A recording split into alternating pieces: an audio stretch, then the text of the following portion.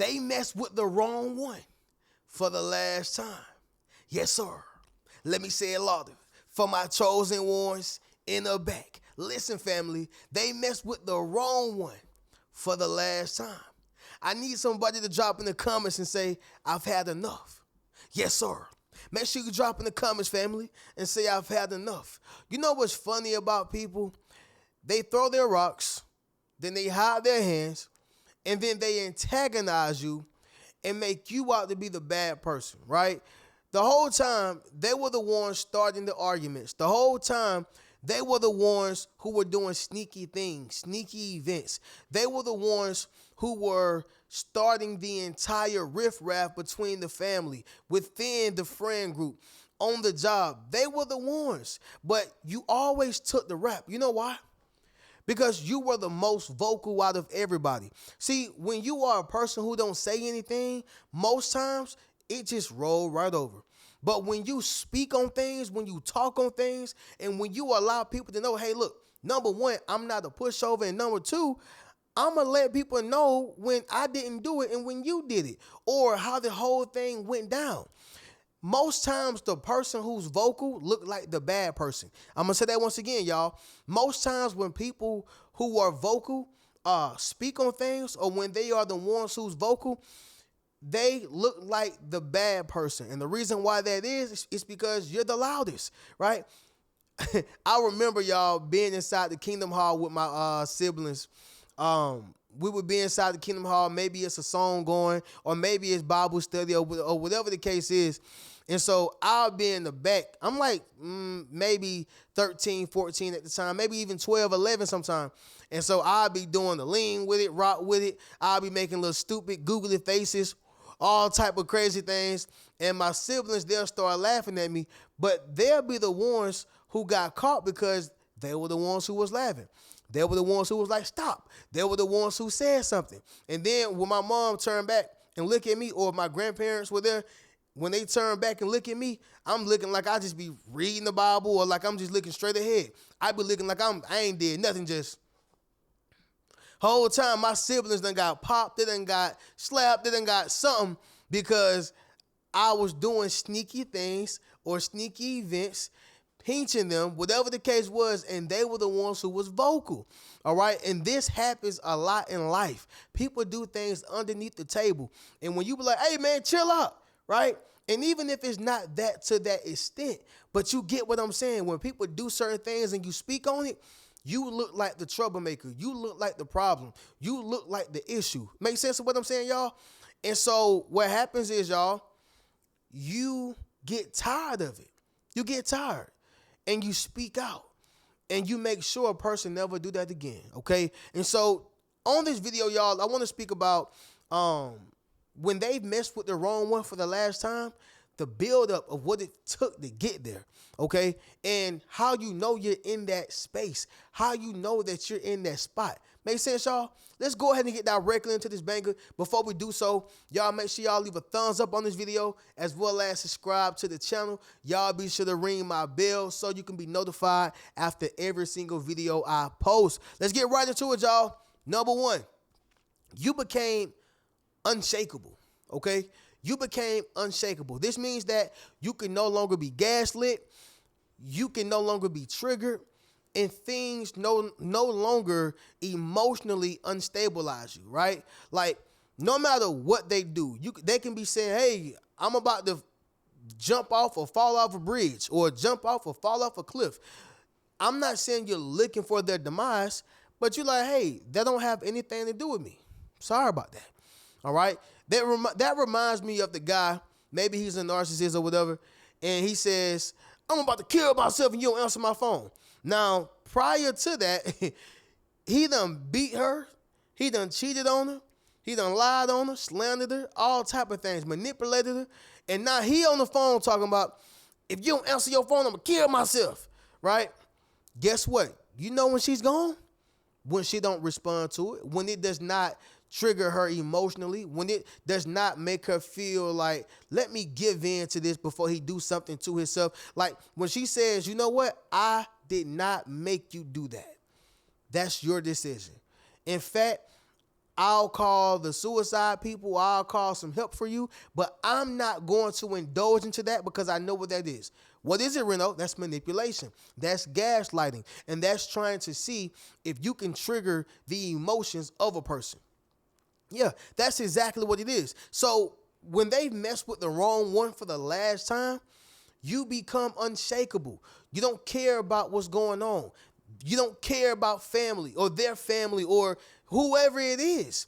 You don't care about what they're trying to use as a pawn to make a move on you is what I'm saying. I'm not saying that you literally don't care about their family, your family, or you want to see somebody get hurt. But what I'm saying is you are not allowing them to use pawns or manipulate you with things that you care about or love. All right? You're past that point and you're not going for it anymore. Number 2, you take rapid, decisive action. All right? You take rapid, decisive action. So the reason why this speaks to them messing with the wrong one for the last time, because multiple times in the past, you used to allow them to work on your mental. What that means is you used to allow them to ask you over and over and over. You used to allow them to manipulate you. You used to allow them to work their magic. And then before you know it, you're right back at their house. Before you know it, you're right back giving them money. Before you know it, you're right back allowing them to get whatever it is that they want from you. All right? Before you know it. When you take rapid, decisive action, that lets them know that, oh, I done messed with the wrong one for the last time. This ain't that no more. And they're not who they used to be anymore. You remember when you was a kid and maybe you had to ask your mom or ask your dad or ask your grandparents or even auntie or uncles, right? To go stay over your friend's house or to go to the bowling alley or whatever the case was. You knew when all you had to do was keep asking a little bit more and they'll say, you know what, go ahead and go. And you knew when they took that rapid and decisive action that it was over with. You knew it. So for instance, Mama, can I go stay at Gerard's house? Or hey, Pops, I can go stay at my homeboy Tim's house? Who gonna be over there? What they got going on? What you gonna eat? What you got this? Who gonna be over there? Who gonna have this? They ask so many different questions to where you like, all I got to do is answer all the questions precisely. I know I can get over there. But when they say, nope, or nope, you ain't do your homework. Nope, next weekend. You already know. They answer that too quick. They ain't going for it. They took rapid action, okay? And they were very decisive. Family, when you take rapid, decisive action, this is how they know they've messed with the wrong one for the last time. You're thinking sharp, you're moving swiftly, and non-emotionally. Number 3, they start hoovering or panicking. Yeah, they start hoovering or panicking. This is when a person get into temper tantrum mode. This is when a person start acting weird. They start acting strange. You start seeing things that they've never really done, okay? Things become more noticeable. See, when people start hoovering and panicking, it's because they know that they are losing you, all right? They know that they are losing you. Y'all remember the movie Temptation? I told y'all, one of my favorite movies, man. Love that movie. You know what I'm saying? Ain't nobody come to see you, Otis. Y'all know what I'm talking about.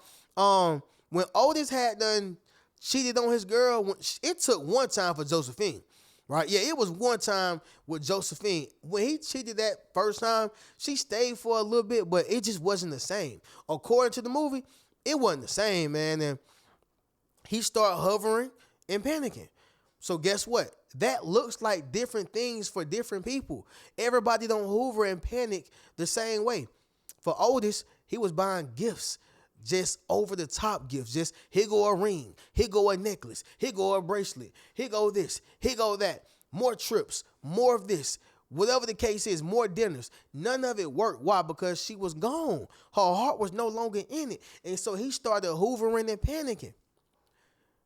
Hey, they messed with the wrong one for the last time, right? Sometimes it take one time. Sometimes it take 10 times. For others, maybe 100. But whenever that last time come, you gonna know because they're gonna start hoovering and panicking.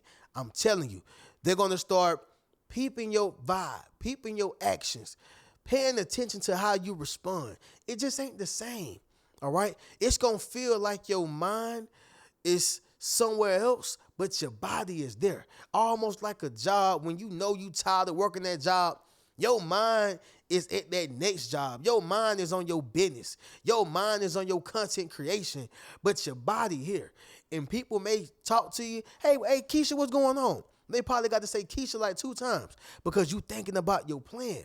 You thinking about exiting, all right? But the point is, y'all, they start hoovering or panicking, okay? Number 4, it's going to be this right here, y'all. Their reputation suffers, all right? Their reputation suffers. So here's the thing, y'all. Let's just say if somebody lies on the mayor, right? Let's say if somebody lies on the mayor. I believe there's a lower level than the mayor. I got to look at the hierarchy once again. But let's just say somebody who's in politics is running, and hopefully they're trying to get mayor, or hopefully they're trying to get some type of position. I think it's commissioner, if I'm not mistaken. But long story short, let's just say the commissioner or somebody lies on the mayor. Well, in the beginning, people may start looking at the mayor crazy, like, hey, mayor, Mr. Mayor, you doing this? You selling drugs? You doing this? You running some type of illegal business, right? But when the truth come out, whose reputation is going to be ruined? Whose reputation suffers? Not the mayor. It's going to be the commissioner. It's going to be whoever that person was who lied on the mayor. You get what I'm saying? They mess with the wrong one for the last time. Their reputation is suffering. Nobody wants to buy from you. Nobody wants to be around you. Nobody even wants to eat at your table. Got to be a terrible feeling. Somebody drop in the comments and say, it must be a terrible feeling. Their reputation is suffering because they tried to ruin a good person. They tried to ruin somebody who had a great name, stripes, somebody who had a good face card, and it all backfired on them. And now their reputation is suffering. Point blank period. Number 5 is going to be this right here, y'all.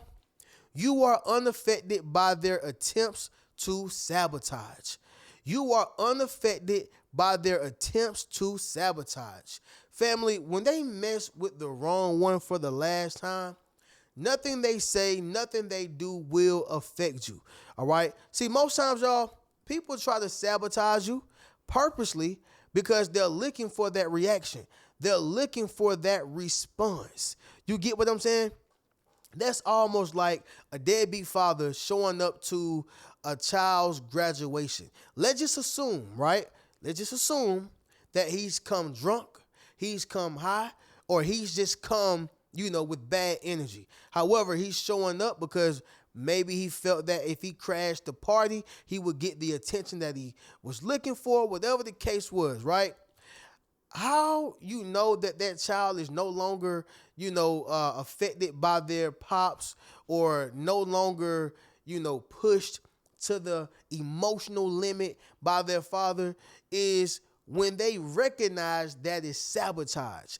I know that you're only coming to my graduation not to congratulate me, but to pull me down.